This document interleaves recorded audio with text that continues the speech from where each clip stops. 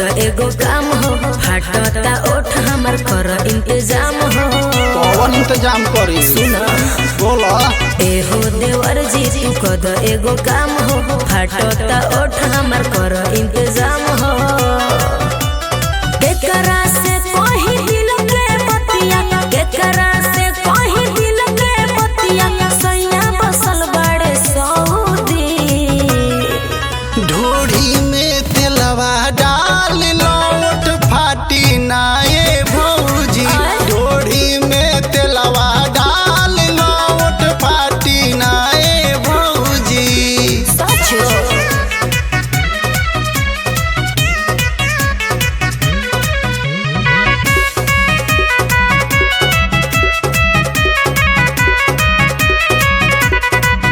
ओठवा गुलाब जैसन रहे लाल लाल हो।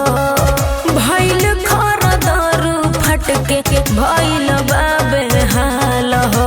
अरे ई का कहलू हर का कही बोला ओठवा गुलाब जैसन देखत तारी रहे लाल लाल हो। हानो भइल खर दरू फटके भइल बाबे हाल हो। फिर से ही ओठवा गुलाब जैसन हो लेबर लगा लो चाटे वाला कोई।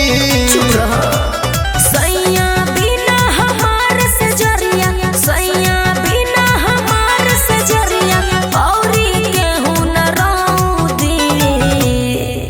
ढोड़ी में तेलवा डाल लौट फाटी नाये भौजी। ढोड़ी में तेलवा डाल लौट फाटी नाये भौजी।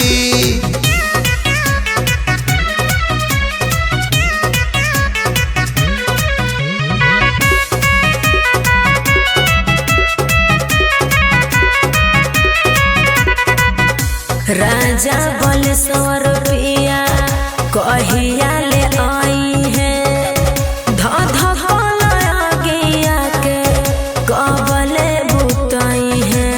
अरे समय लगी ए हो का हो राजा बलेश्वर पिया का हो कहिया ले आई है अरे आ जाइए गया के का कबले बुताई है।